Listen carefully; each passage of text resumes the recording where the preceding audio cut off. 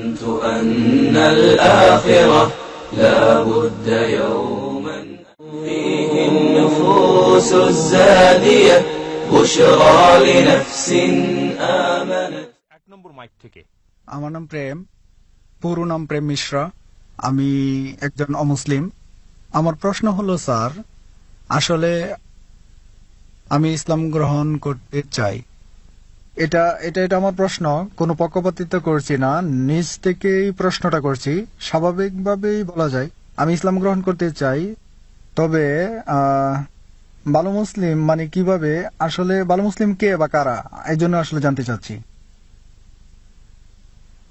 ভাই, যদি শুনতে ভুল না করে আপনি ইসলাম গ্রহণ করতে চান আর জানতে চান আসল মুসলিম কি, হ্যাঁ, কিভাবে ভালো মুসলিম হওয়া যায়, কিভাবে ভালো মুসলিম হবেন।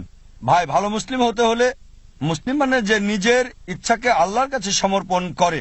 তাই যদি আপনার ইচ্ছাকে আল্লাহর কাছে সমর্পণ করেন আপনি মুসলিম। নিজের ইচ্ছাকে আল্লাহর কাছে সমর্পণের মানে আপনাকে মানতে হবে আল্লাহ এক, আল্লাহ ছাড়া আর কেউ ইবাদতের যোগ্য নাই। বিশ্বাস করতে হবে মুহাম্মদ সাল্লাল্লাহু আলাইহি ওয়াসাল্লাম সর্বশেষ এবং চূড়ান্ত নবী। আর যখন আপনি কোরআন পড়বেন, যা আমি আগে লেকচারে বলেছি, এটা সর্বশেষ এবং চূড়ান্ত নির্দেশিকা বই মানব জাতির জন্য। তাই যদি কোরআন পড়েন এবং আমল করেন, আল্লাহর নির্দেশ মেনে চলেন, যদি বিরত থাকেন যেগুলো আল্লাহ নিষেধ করেছেন সেগুলো থেকে, তাহলে আপনি একজন সত্যিকারের মুমিন হতে পারবেন। আর আরেকটা বিষয়, স্যার, আমার সম্পূর্ণ পরিচয়টা কি বদলাতে হবে, যেটা আমার অমুসলিম অবস্থায় ছিল? আপনার নাম, এটা বাধ্যতামূলক কিনা তিনি জিজ্ঞেস করছেন। নাম পরিবর্তন করা বাধ্যতামূলক কিনা মুসলিম হওয়ার পর? না, এটা বাধ্যতামূলক না, তবে চাইলে করতে পারেন। তাই নাম পরিবর্তনটা বাধ্যতামূলক না, যদি সেটা শিরকের সাথে যুক্ত না থাকে, যদি আপনার নামে কোনো শিরক না থাকে, কোনো মূর্তি পূজা ইত্যাদি। তবে যেটা হতে পারে, আপনার আগের নামও থাকতে পারে অথবা নতুন নাম নিতে পারেন। তবে মুসলিম হিসেবে যদি গর্ব করেন, আমি বলবো মুসলিম নাম রাখতে, যাতে লোকজন আপনাকে চিনতে পারে। যেমন কেউ ডাক্তার হলে তখন ক্রস চিহ্ন রাখে, মানুষকে জানাতে যে সে একজন ডাক্তার। একইভাবে বাধ্যতামূলক না যে নাম বদলাতেই হবে, তবে যদি বদলান সেটা উত্তম, মানুষ জানবে যে আপনি মুসলিম। আমার প্রশ্ন হচ্ছে, আপনি কি এখনই ইসলাম গ্রহণ করবেন? জি স্যার। আপনি কি বিশ্বাস করেন আল্লাহ এক? হ্যাঁ। আপনি কি বিশ্বাস করেন মূর্তি পূজা নিষিদ্ধ? হ্যাঁ স্যার। আচ্ছা, আপনি কি বিশ্বাস করেন নবী মোহাম্মদ হলেন সর্বশেষ এবং চূড়ান্ত নবী? হ্যাঁ স্যার। কেউ কি আপনাকে ইসলাম গ্রহণ করতে বাধ্য করেছে? না স্যার, অবশ্যই না। কোন অর্থনৈতিক চাপ? না স্যার। কোন শারীরিক চাপ? না স্যার।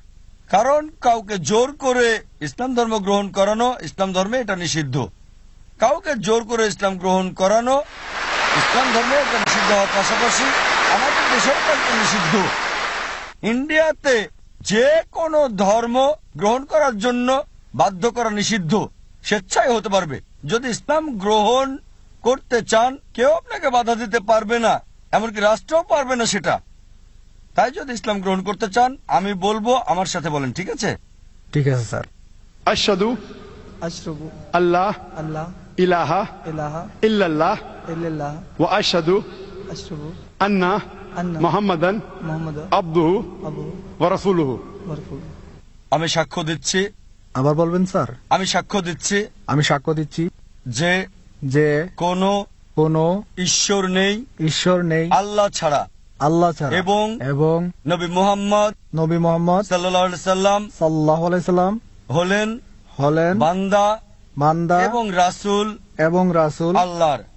মাশাআল্লাহ, ভাই এখন মুসলিম। ধন্যবাদ। আমি আপনাকে মঞ্চে আহ্বান করছি কোরআনের একটা কপি নিয়ে যাওয়ার জন্য, যাতে ভালো আমলকারী মুসলিম হতে পারেন। সেজন্য কোরআনের একটা কপি উপহার দিতে চাচ্ছি। ভলেন্টিয়ার ভাইদের অনুরোধ করব কোরআনের একটা কপি এখানে দিয়ে যেতে। ভাই, আপনি মঞ্চে আসেন প্লিজ।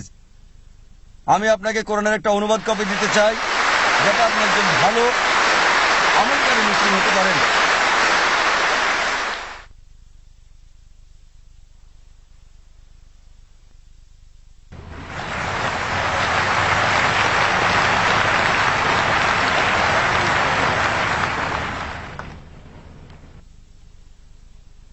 মাশাআল্লাহ, জাযাকাল্লাহ। আল্লাহ সুবহানাহু ওয়া তাআলার কাছে দোয়া করছি আল্লাহ যেন আপনার ইচ্ছাকে কবুল করেন, আপনাকে যেন জান্নাতে দেন ইনশাআল্লাহ। آمنت أن الآخرة لا بد يوما فيه النفوس الزادية بشرى لنفس آمنت